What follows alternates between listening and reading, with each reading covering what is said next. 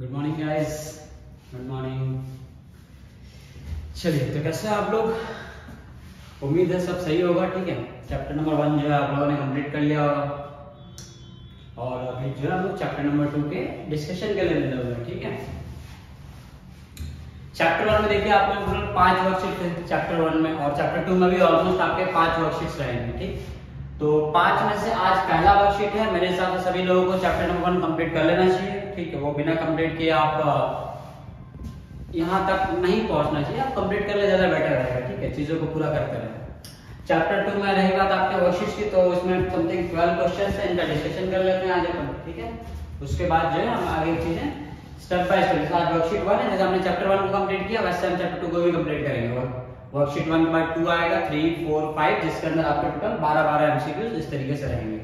ठीक, और ये एक नई चैप्टर हम आज शुरू कर रहे हैं, नया चैप्टर। ठीक है, आपने उम्मीद है कंप्लीट कर ही लिया होगा। अगर पॉलिनोमियल्स आपने कंप्लीट नहीं किया है तो बिना कंप्लीट किए ये वर्कशीट का सॉल्यूशन आपके लिए कोई मतलब नहीं रखेगा। ये उन लोगों के लिए है जिन्होंने अपने चैप्टर को पूरा कंप्लीटली खत्म कर चुके हैं वो, और अपने उस चैप्टर को फाइनल टच, फाइनल प्रिपरेशन देना चाहते हैं। ठीक है, अगर आपको चेक करना है कि आपका चैप्टर प्रिपेयर्ड है या नहीं, तो उस केस में आप ये वीडियोस देखें, आप क्वेश्चन को खुद से सॉल्व करने की कोशिश करें। ठीक है, सॉल्व करना तो बहुत अच्छी बात है, और अगर आप नहीं कर पा रहे हैं तो इनके वीडियो सॉल्यूशंस मैं भी बता ही रहा हूँ कैसे किए जाएंगे। ठीक है, वो चीजें आप वहां से देख सकते हैं। ठीक है, तो चलिए फिर बिना ज्यादा देरी किए, ठीक है, शुरू करते हैं। अपन एक एक सवाल लाइन में लाइन डिस्कस करते हैं। ठीक है सर, तो ये रहा अपना पहला question, the value of k for which -4 is 0 of the polynomial. देखो मैं एक बार फिर से रिपीट कर रहा हूं, अगर आपने चैप्टर पूरा कंप्लीट कर लिया है तो ही आप ये लेक्चर्स अटेंड करें। ठीक है, तो ही आप ये इनके सॉल्यूशंस देखें, वरना बिना चैप्टर कंप्लीट किए आपके लिए कुछ समझ में आपको नहीं आएगा। ठीक है, एक बार आपको चैप्टर कंप्लीट हो जाए तो ही आपको ये पल्ले पड़ेगा, वरना सब ऊपर ऊपर जाएगा यार। ठीक है, चलो, तो the value of k for which the -4 is 0 of the polynomial x² - x - bracket 2k + 2 is। ठीक है, आपको k की वैल्यू बतानी है for which -4 इसका 0 होना चाहिए। तो अगर यदि -4 इसका 0 है, मतलब सबको इतना मालूम होगा कि x² - x - 2k + 2, अगर ये पॉलिनोमियल है तो इसमें अगर -4 इसके जीरोस हैं, मतलब x की जगह अगर मैं -4 रखूंगा, ठीक है, जहां जहां x है वहां वहां हमें क्या रखना है, -4, तो ये 0 के बराबर आना चाहिए। क्यों? क्योंकि -4 तो इसके जीरोस हैं। अब हमने ये पढ़ रखा है ना कि यदि कोई नंबर इसके 0 होता है तो उसकी वैल्यू अगर आप इसमें पुट करेंगे तो ये (0) आएगा। अब सॉल्व करते हैं, तो ये विल गेट -4 का square is 16, minus into minus plus, and 4 तो 4 रह जाएगा, माइनस ब्रैकेट ओपन कर देते हैं, तो ये हो जाएगा -2k और ये -2 is equal to 0। 16 plus 4 20, 20 minus 2 18, तो 18 आ जाएगा ये, यहाँ पे क्या होगा 18, और ये -2k है, -2k को हम उस साइड लेके फेंक देते हैं अपन, तो इज इक्वल टू दूसरी साइड क्या हो जाएगा +2k, एंड 2 1 जा 2 9 जा, तो ये will get 9 is equal to k, और से k इज इक्वल टू 9। तो पहले वाले का करेक्ट ऑप्शन कौन सा हो जाएगा? Option number B, that is k is equal to 9। So question number 1 का सही आंसर है बी, तो 1 का बी आ जाएगा। ठीक है, सेकंड का ट्राई करते हैं। If the zeros of the quadratic polynomial, ठीक है, ax² + bx + c where a should not equal to 0 are equal। ये थोड़ा अच्छा सवाल है। ठीक है, इस सवाल के अंदर आपको अच्छा सा दिमाग लगाएंगे तो आपका इसका आंसर आ जाएगा। वैसे देख के ही आप लोगों को ऐसा लग सकता है कि हाँ ये थोड़ा टफ क्वेश्चन है, क्योंकि इसमें नंबर नहीं दे रखे हैं। ठीक है, ये हमारे स्टूडेंट लाइफ में होता है, जब भी ऐसा कोई क्वेश्चन मिल जाए जिसमें नंबर ना दे रखा तो वो हमें सॉल्व करना भारी पड़ जाता है। आप ये चीज ऑब्जर्व कर लेना, देख लेना। ठीक है, बाकी नंबर वाले क्वेश्चन तो आराम से हो जाता है। चलिए, इसमें हमें बता रखा है कि एक क्वाड्रेटिक पॉलिनोमियल है जो कि ये गिवन दे रखा है। ठीक है, और इसमें बोला है कि इसके जो जीरोस हैं वो दोनों बराबर हैं। मतलब आपने अभी तक पढ़ रखा है कि क्वाड्रेटिक पॉलिनोमियल के 2 रूट्स होते हैं, ठीक है, अल्फा और बीटा। तो अगर अल्फा और बीटा दोनों ही रूट्स बराबर हो, उस केस की बात कर रहे हैं हम, तो हमें उस केस में बताना है कि C and A have the opposite sign, C and D have the opposite sign, या फिर C and A have the same sign और C B have the same sign, check करना है अपने। तो आइए जरा हम प्रोसीड करते हैं। तो देखिए, अभी से थोड़ा लॉजिक क्या लगा सकते हैं आप क्वाड्रेटिक पॉलिनोमियल का रिलेशन याद करें। रिलेशनशिप था ना, alpha plus beta sum of zero is equal to minus b by a and alpha into beta is equal to c over a. तो आप देखेंगे कि बी और सी का तो कोई रिलेशन था ही नहीं, हमने पढ़ा ही नहीं है बी और सी का रिलेशन। हाँ, ए और सी का रिलेशन पढ़ा हुआ है, तो आप ए और सी का कौन सा रिलेशन दिया गया था, अल्फा इनटू बीटा का, प्रोडक्ट ऑफ रूट्स का था, आप वो चीज अप्लाई करेंगे। तो हमने क्या पढ़ा था कि product of roots that is alpha into beta will be equal to c over a. यहां तक क्लियर? फिर आप ये जानते हैं कि बीटा जो है वो भी अल्फा होगा, क्योंकि अल्फा और बीटा दोनों बराबर है, तो ये बीटा की जगह पे मैं अल्फा रख सकता हूं, इज इक्वल टू क्या आ जाएगा, सी ओवर ए। अच्छा, अल्फा इनटू अल्फा जो है अल्फा स्क्वायर हो जाएगा, is equal to c over a. अरे हाँ या ना, पॉसिबल है ना। अब अल्फा स्क्वायर ये एक नंबर का स्क्वायर है, और अपन ये चीज भली बात जानते हैं कि किसी भी नंबर का स्क्वायर जो है कभी पॉजिटिव नहीं होता। पढ़ा है क्या? अरे बेवकूफो, हमेशा पॉजिटिव होता, कभी नेगेटिव नहीं होता, ठीक है। अब ऐसे जो भी कुछ भी तुम्हें ऐसे बोला जाए उस बात को आप ऐसे अग्री ना कर लो, उसका थोड़ा ध्यान रखो, ठीक है। अब आप में से कितने लोगों ने इस चीज को मान भी लिया कि हाँ स्क्वायर कभी पॉजिटिव नहीं होता, ठीक है। किसी भी नंबर का स्क्वायर कभी नेगेटिव नहीं होता। आपने देखा है 2 का स्क्वायर करो तो भी 4 आएगा, -2 का स्क्वायर करो तो भी +4 ही आएगा, -2 का स्क्वायर -4 नहीं आता। इस चीज का खास ध्यान रखें कि किसी भी नंबर का स्क्वायर है तो इतनी आपकी मनोबुद्धि जो है काम करनी चाहिए, आप इतने सक्षम रहो। ये छोटी मोटी बातें आपको बतानी पड़ जाएगी, ऐसा है तो वैसा है, आप उसका यहाँ से आपका लॉजिक काम करेगा, ठीक है। कि अगर किसी भी नंबर का आपने स्क्वायर निकाला है तो स्क्वायर जो है कभी भी नेगेटिव नहीं होता, मतलब ये वाली जो क्वांटिटी है वो ऑलवेज पॉजिटिव है, ऑलवेज पॉजिटिव। और ये वाली फोटो अगर इसके बराबर है इस तस्वीर के, मतलब ये वाली फोटो की क्या हो जाएगी, ऑलवेज पॉजिटिव। अब आप एक फ्रैक्शन को देखें, एक फ्रैक्शन दिया हुआ है c/a और ये फ्रैक्शन जो है हमेशा पॉजिटिव जा रहा है, तो इसके तो दो ही मीनिंग हुए कि c जो है वो पॉजिटिव होगा और a है वो भी पॉजिटिव होगा, ठीक। या फिर c अगर मान लो नेगेटिव हुआ तो फिर a को भी नेगेटिव होना पड़ेगा, क्योंकि नेगेटिव नेगेटिव कट जाएंगे तो वापस पॉजिटिव हो जाएगा, और पॉजिटिव पॉजिटिव कोई दिक्कत ही नहीं है। हाँ, लेकिन एक पॉजिटिव और एक नेगेटिव हुआ तब बहुत दिक्कत है, क्योंकि ये नंबर नेगेटिव हो जाएगा, और हमें क्या चाहते हैं, हम जानते हैं कि पॉजिटिव है। तो पॉजिटिव है, यहाँ से दो कंक्लूजन आते हैं, या तो दोनों c और ये दोनों पॉजिटिव हैं, या तो c और ये दोनों नेगेटिव हैं। तो यहाँ से आपको इस चीज का रियलाइज होगा कि c और a का साइन जो हमेशा क्या होगा, सेम होगा, या तो दोनों प्लस होंगे या तो दोनों माइनस होंगे। तो यहाँ से आपको ऑप्शन नंबर सी करेक्ट मिल जाएगा, c and a have the same sign।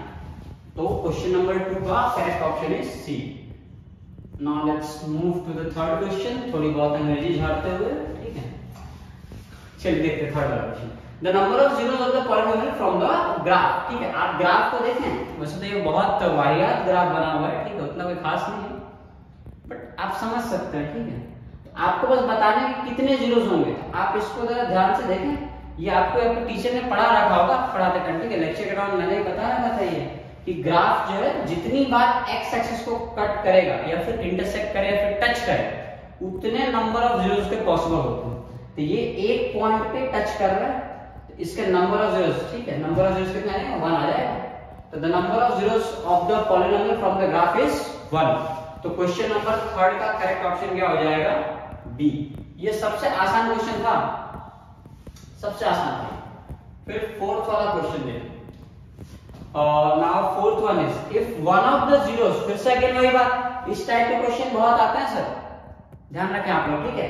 ये जीरोस आपको दे रखे होंगे और आपको यहाँ पे k x y z दे देंगे, बोलेंगे उसकी वैल्यू निकालो। ऐसा क्वेश्चन अपन ऊपर भी कर चुके हैं, ऐसा क्वेश्चन नंबर 4 में है, ऐसे ही क्वेश्चन आपको वर्कशीट 2 में 3 में भी मिलेंगे। तो ये एक इंपॉर्टेंट टाइप का क्वेश्चन है, ऐसे क्वेश्चन चैप्टर नंबर 4 में भी आते हैं, क्वाड्रेटिक इक्वेशन जो आप पढ़ोगे आगे चल के, ठीक। तो एग्जाम्स में पूछे जाते हैं, तो इस टाइप के क्वेश्चन का खास ध्यान रखें, ठीक है। तो इसको आप अच्छे से करना। इसमें बोल रखा है कि एक क्वाड्रेटिक पॉलिनोमियल है और 2 जो है इसका जीरोस है। If one of the zeros of the quadratic polynomial is 2, ठीक है, मतलब इस क्वाड्रेटिक पे 2 जीरोस होते हैं, तो 2 में से एक जीरो लिखा है ना, वन ऑफ द जीरोस, मतलब उन दोनों में से कोई एक जीरो जो है 2 है, तो आपको k की वैल्यू बतानी है। अब हमें दूसरे में इंटरेस्ट नहीं कि दूसरा क्या होगा, हमें पता है कि एक जीरोस क्या है, वो 2 है, तो हम डायरेक्टली 2 को इसके अंदर पुट करेंगे x जगह पे, और तब ये जीरो के इक्वल आना चाहिए। ये कंसेप्ट हम यूज करने वाले हैं। देखिए यहाँ पे क्या है, x² + 3x + k ये 0 बिल्कुल होना चाहिए कब, जब यहाँ पे मैं x की जगह पे क्या डाल दूंगा, 2 को डाल दूंगा, यहाँ पुट कीजिए। तो 2 का square plus 3 into 2 plus k is equal to 0. The 2 square will be 4 and 3 2s will be 6 plus k is equal to 0 and 6 plus 4 are 10 हो जाएगा, ठीक है। अब ये 10 को उठा उधर फेंक दोगे तो क्या हो जाएगा, -10। तो here we will get k equals to -10 and that is the correct option। तो यहाँ से आपको मिलता है कि 4th वाले क्वेश्चन का बी ऑप्शन जो है करेक्ट है। तो 4th का बी यहाँ पे आप लिख लीजिए। फिर देखिए क्वेश्चन नंबर 5। तो 5 का हमें चेक करना है 5। तो 5 में क्या है, बहुत आसान सा हो गई, quadratic polynomial whose zeros are -3 and 4। एक ऐसा क्वाड्रेटिक पॉलिनोमियल आपको बताना है जिसके दो जीरोस हो, एक जीरोस -3 है और एक जीरोस जो है क्या है 4 है। तो इस चीज को जरा अपन सॉल्व करते हैं, ठीक है। दो जीरोस दे रखे हैं अलग अलग, आपको बताया कि अल्फा जो है वो -3 और बीटा जो है 4 है, ठीक। तो इस चीज को जरा ध्यान से देखिए। आपने क्वाड्रेटिक पॉलिनोमियल निकालने के फॉर्मूले पढ़ रखे होंगे, ये आपने पढ़ा होगा, k times of x² minus alpha plus beta x plus alpha into beta. इस पे जो अप्लाई कीजिए आप, x² तो x² रहेगा, माइनस माइनस रहेगा। अल्फा कितना है -3 और बीटा कितना है 4, यहाँ पुट कर देते हैं, x को x रख दीजिए plus alpha into beta -3 into 4, -3 into 4, clear. अब यहाँ पे क्या हो जाएगा, k टाइम्स ऑफ x², अच्छा माइनस 4 -3 कितना हो जाएगा 1 और 1x हो जाएगा, ये ऐसे रह जाएगा, और प्लस माइनस क्या हो जाएगा माइनस and 3 4s are 12। तो सही पॉलिनोमियल कौन सा बनना है, x² माइनस x माइनस 12। तो x² माइनस x माइनस 12, ऐसा कोई ऑप्शन है क्या अपने पास, x² ना, ऐसा हमारे पास कोई ऑप्शन नहीं है, ठीक है। तो यहाँ पे हम कौन सा करेंगे, नन ऑफ दिस आएगा, ठीक है। ध्यान रखिए कि उसमें क्या आना चाहिए, x² माइनस x और -12 हो जाएगा, ध्यान रखिए, ठीक है, एकदम clear. x² minus x minus 12 is the correct answer, ठीक है सर। अब इसके अलावा कौन सा, क्वेश्चन नंबर 6। देखिए क्वेश्चन नंबर 6 का क्या था। 6 वाला क्वेश्चन बहुत आसान है, आपको सेम टू सेम आपको रिलेशन याद रखना है। हाँ, अल्फा प्लस बीटा, भाई साहब सम ऑफ जीरोस का फॉर्मूला क्या होता है, पढ़ रखा है ना आपने, sum of zeros is equal to, हाँ, तो sum of zeros is equal to, हाँ थोड़ा बहुत होता है, देखिए sum of zeros is equal to क्या आ जाएगा, alpha plus beta is equal to -b by a, एकदम बैठा फॉर्मूला है ये। और एग्जाम में ऐसे क्वेश्चन पूछे भी जाते हैं भाई साहब, ऐसा नहीं कि मैं आपको सुबह से करवा रहा हूँ, पूछे जाते हैं, इतना आसान सवाल। इस साल के पेपर में भी, इवन इस साल के पेपर जो हुआ अभी कंडक्ट हुआ है मार्च में रिसेंटली, उस पेपर में ये क्वेश्चन आया हुआ था, बेसिक मैथ्स में, स्टैंडर्ड में नहीं आया था, बेसिक्स में आया था। तो आते हैं, तो alpha plus beta is equal to -b by a सभी को याद होना चाहिए। तो इसमें कौन सा ऑप्शन करेक्ट हो जाएगा, ऑप्शन नंबर बी करेक्ट है। तो 6th में आप लोग को बी टिक करना है। अच्छा 5th का क्या था, 5th का अपने पास डी था, 5th का डी और 6th का बी। इसके बाद 7th वाला ट्राई करते हैं। 7th में क्या है, the zeros of the polynomial x² + 7x + 10, ठीक है। अच्छा ये ध्यान रखें आप लोग, जब सारी चीजें पॉजिटिव हो ना, उसके दोनों जीरोस नेगेटिव ही आते हैं, ध्यान रखें, ये भी पॉजिटिव, ये भी पॉजिटिव, ये भी पॉजिटिव ना, तो उसके दोनों जीरोस फिक्स है कि कैसे आएंगे, नेगेटिव आएंगे। तो बस इस बात को याद रखते हुए आप ऑप्शन नंबर सी को टिक मार सकते हो। तो 7th का सी आएगा। जिन लोगों को चीजों में डाउट हो रहा है कि ये कैसे किया, तो वो लोग फैक्टराइजेशन करना सीखें। ये आपने पढ़ा होगा कि x² + 7x + 10, तब मिडिल टर्म को स्प्लिट करना जानते हैं, जैसे हम लिखेंगे 2x + 5x 7x के लिए +10। अब इसमें सब फैक्टराइज कर देंगे, x को हमने कॉमन ले लिया तो x + 2 आ जाएगा, और यहाँ से प्लस का कॉमन लेंगे तो आगे वी विल गेट x + 2। तो x + 2 को हमने रिसेंटली कॉमन ले लिया, तो यहाँ क्या बचा x + 5। यहाँ से ये will get x = -2 and from here x = -5। तो -2 and -5 are the two options, ठीक है। तो ये ऑप्शन नंबर सी करेक्ट हो गया। 8th वाला क्वेश्चन देखिए। 8th में भी आपको बस रिलेशनशिप वेरीफाई करना है। Product of zeros alpha into beta will be equal to क्या होता है, c/a, यानी ऑप्शन नंबर ए, 8th का ए आ जाएगा। फिर 9th वाले क्वेश्चन पे आते हैं। क्वेश्चन नंबर 9th में आप देखें तो zeros of the polynomial x² - 3r, solve कीजिए, आप उसके जीरोस निकालना ना, आराम से निकल जाएंगे। यहां पे सॉल्व करते हैं, तो x² - 3 = 0 पुट कर दीजिए आप, ठीक है। तो यहाँ से x square is equal to क्या मिल जाएगा आपको 3 मिल जाएगा। x इज इक्वल टू क्या हो जाएगा प्लस माइनस रूट 3। ठीक है, x स्क्वायर अगर इज इक्वल टू 3 है तो यहाँ से हमें क्या कंक्लूजन मिलता है x की वैल्यू कितनी आ जाएगी क्वाड्रेटिक है ना, तो दो रूट्स आएंगे, x की दो वैल्यू आएगी प्लस रूट 3 और माइनस रूट 3। तो ऑप्शन नंबर कौन सा करेक्ट हो जाएगा इसमें 8th का A है, 9th का आपका ऑप्शन सी करेक्ट हो जाएगा। तो 9th में सी। 10th वाला क्वेश्चन देखिए। वैसे तो मैंने कसम खा रखी थी कि मैं मिटाऊंगा नहीं दोबारा इसको, ठीक है, लेकिन देखते हैं जगह तो कम बच रही हो जाएगा। तुम लोग समझ ना, बस मिटाने की जरूरत नहीं पड़ेगी अपने को। 10th वाला देखो, द नंबर ऑफ जीरोस, ये तो बहुत आसान है, देख के मेरे घर के बच्चे बता देंगे यार ये तो, ठीक है। क्या है ये द नंबर ऑफ जीरोस को पॉइंट फिर से बताओ कितनी जगह पे कट कर रहा है ये एक्सेस को, कट ही नहीं कर रहा है ना यार, कहां टच कर रहा है ना, ऊपर टच कर रहा है, इससे तो ऐसे कोई मीनिंग ही नहीं। तो ये x एक्सिस को टच, ये x एक्सिस है, ठीक है, यहां पे से y डाल दो, इसको x डैश कर दो, इसको y डैश कर दो, ठीक है। तो आप देखो x एक्सिस को टच ही नहीं कर रहा है ये भी पॉइंट पे, जब टच नहीं कर रहा है तो इसके नंबर ऑफ जीरोस कितने हो जाएंगे 0, मतलब इसके एक भी जीरोस नहीं है। ऑप्शन नंबर क्या हो जाएगा A। तो आप 10th में क्या टिक करेंगे A टिक करेंगे। 11th में आएगा, 11th में क्या दिया a quadratic polynomial whose sum and product of zeros are -3 and 2।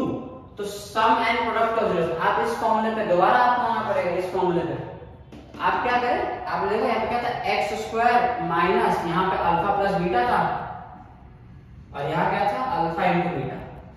तो एक्स स्क्वायर तो एक्स स्क्वायर रहेगा, माइनस माइनस रहेगा।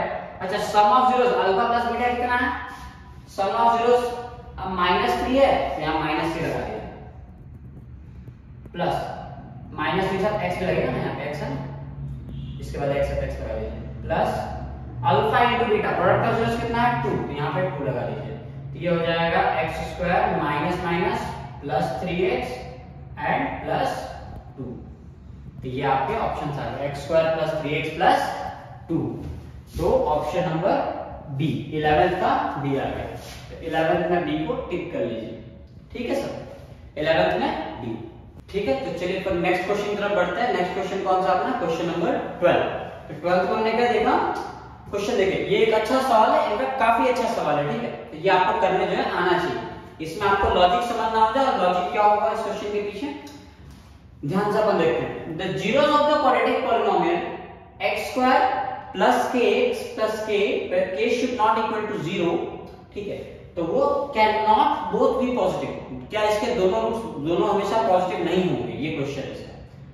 कैन नॉट बोथ नेगेटिव, दोनों नेगेटिव नहीं हो सकते, हमेशा इक्वल होंगे, अनइक्वल होंगे सॉरी, और ये हमेशा इक्वल होंगे। तो कौन सा ऑप्शन करेक्ट है आपको ये डिटरमाइन करना। तो हम जरा k देखिए, दो चीजें, k 0 तो हो नहीं सकता, कंपैरिजन करना आप जरा सोचें, किसी भी वैल्यू को अगर आपको डिटरमाइन करना तो हम क्या पॉसिबिलिटीज निकालते हैं, या तो 0 होगा, या तो 0 से बड़ा होगा, या 0 से छोटा होगा, यही पॉसिबिलिटीज हैं। तो 0 तो है नहीं, तो अपन 0 से बड़ा एक बार कंज्यूम करते हैं, एक बार अज्यूम करके चलते हैं, और एक बार 0 से छोटा अज्यूम करके चलेंगे।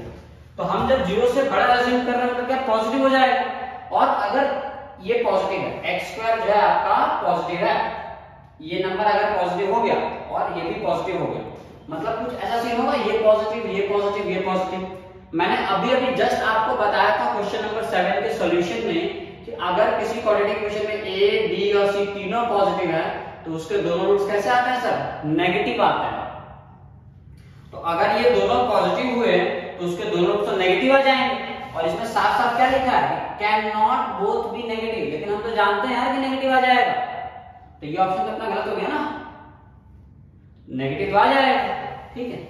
और ट्राई करते हैं अपन, अब दोनों को आप नेगेटिव मान लीजिए, अभी अभी क्या है k पॉजिटिव है, अब k को नेगेटिव लीजिए, मान लीजिए ये पॉजिटिव ये नेगेटिव और ये नेगेटिव, तो अगर दोनों नेगेटिव आते हैं, ठीक है, अगर आपको इस टाइप का क्वाड्रेटिक देखने मिलता है जिसमें आप ax square minus bx minus c करते हैं, तो इस टाइप के क्वाड्रेटिक में, ठीक है, इसका एक रूट पॉजिटिव आता है और एक रूट नेगेटिव आता है, तो मतलब एक पॉजिटिव आ रहा है एक नेगेटिव आ रहा है, क्या दोनों को दोनों पॉजिटिव आ रहे हैं, नहीं, इसमें साफ साफ क्या हो जाएगा, can not both be positive. ये ऑप्शन सही दिख रहा है मुझे कि कुछ भी कर लो तुम, या तो तुम दोनों को पॉजिटिव रखोगे तो दोनों आंसर नेगेटिव आ जाएंगे, मतलब ये ऑप्शन गलत।